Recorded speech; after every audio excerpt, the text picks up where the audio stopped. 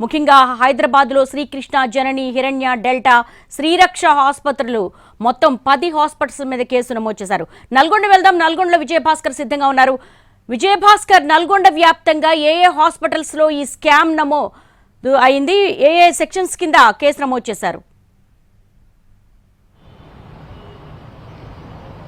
దేవి, CM relief ఫండ్కి సంబంధించి నకిలీ చెక్కులు సమర్పించిన నకిలీ బిల్లులు సమర్పించిన కేసులో నల్గొండ జిల్లాలో 3 హాస్పిటల్స్పై కేసు నమోదు చేశారు. సూర్యాపేటలో 2, 1 నల్గొండ జిల్లా కేంద్రంలో 1 హాస్పిటల్పై ఇప్పటికే కేసు నమోదైంది. నల్గొండలో అమ్మ హాస్పిటల్తో పాటు సూర్యాపేటలో ఉన్న మిర్యాలగూడలో ఉన్న నవీన హాస్పిటల్తో పాటు మహేష్ హాస్పిటల్ పైన కేసు నమోదైంది. ఈ హాస్పిటల్స్ అన్నీ కూడా నకిలీ బిల్లులు సమర్పించడం ద్వారా బిల్లులను కాజేశాయనే ప్రధాన ఆరోపణలపైనే వీటిపైన సిఐడి కేసులు నమోదు చేసి ప్రస్తుతం మనం నల్గొండ జిల్లా కేంద్రంలో ఉన్న అమ్మ హాస్పిటల్ వద్ద ఉన్నాం.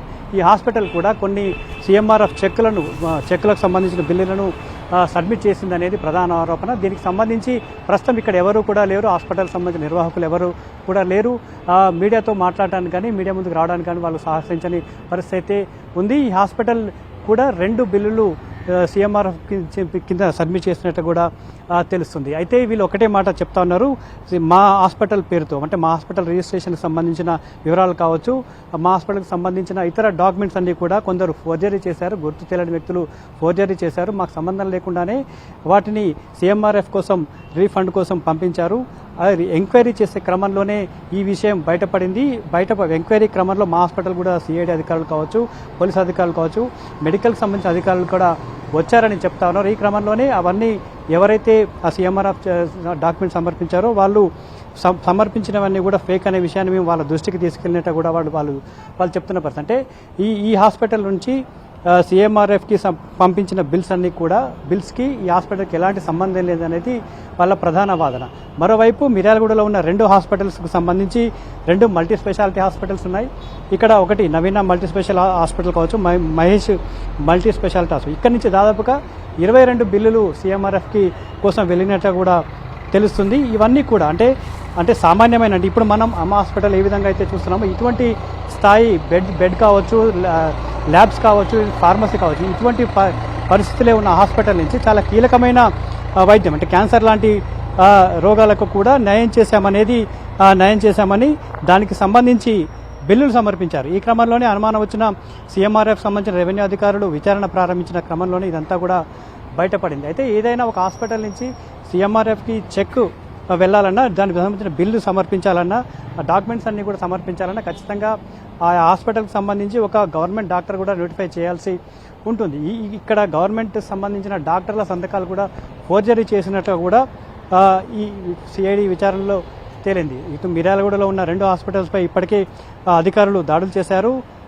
అక్కడ ఉన్న సదుపాయాలు, అక్కడ అందిన చికిత్స, అక్కడ ఉన్న ల్యాబ్ సౌకర్యం, నిజంగా ఒక హాస్పిటల్ నుంచి వచ్చిన చెక్కులు ఏవైతే దరఖాస్తులు ఉంటాయో దరఖాస్తులకు సంబంధించిన వైద్యం అందించే సదుపాయాలు హాస్పిటల్లో ఉన్నాయా లేవా అనేది క్షుణ్ణంగా పరిశీలించారు.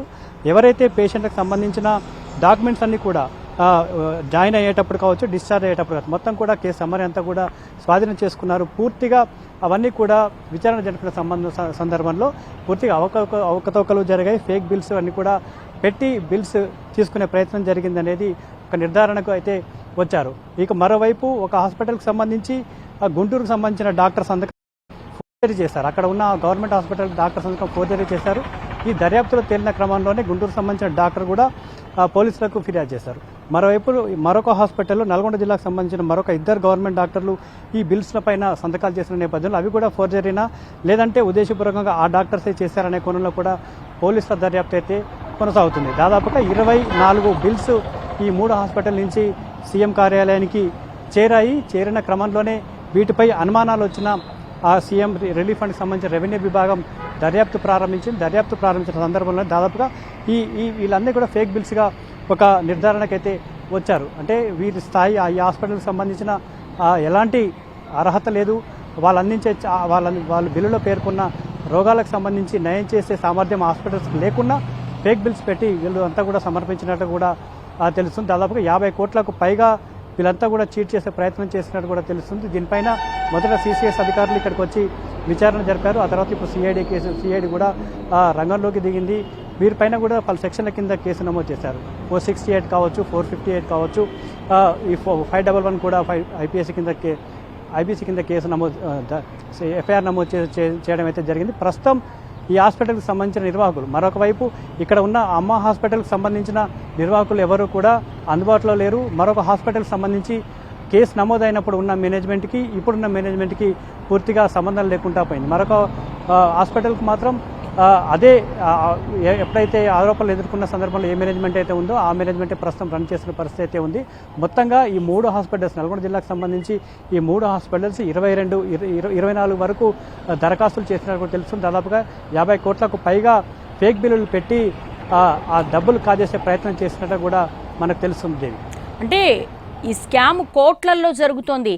కేవలం కేసులు పెట్టి చేతులు దులుపుకుంటారా, లేకపోతే ఏమైనా యాక్షన్స్ ఉంటాయా?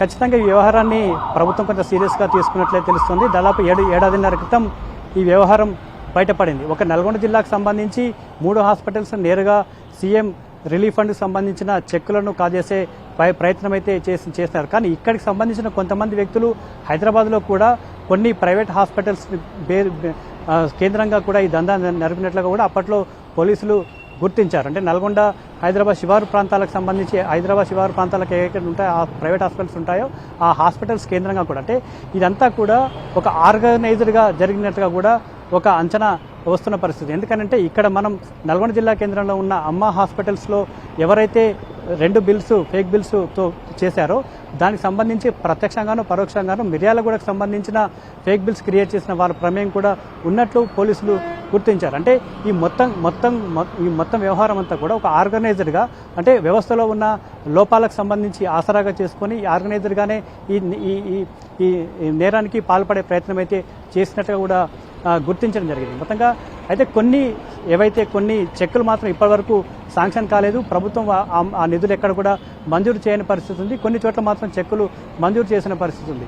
ఎందుకనంటే ఒక మామూలు హాస్పిటల్లో క్యాన్సర్ లాంటి ట్రీట్మెంట్ అందిస్తున్నామని ఒక దరఖాస్తు చేసిన క్రమంలో కొంత అనుమానం వచ్చి దర్యాప్తు చేసిన క్రమంలోనే ఇటువంటి పెద్ద ఒక చిట్టా అంతా కూడా బయటపడిన పరిస్థితి అయితే ఉంది. మొత్తంగా ప్రభుత్వం ఈ వ్యవహారం పైన సీరియస్గా దృష్టి సారించిన నేపథ్యంలోనూ ప్రభుత్వ చర్యలు ఏ విధంగా ఉంటాయి, రికవరీ ఎలా ఉంటుంది, ఇక నిందితులపై ఎలాంటి శిక్షలు ఉంటాయి అనేది మాత్రం వేచి చూడాల్సి ఉంటుంది. Devi. All right Vijay Bhaskar, thanks for the live.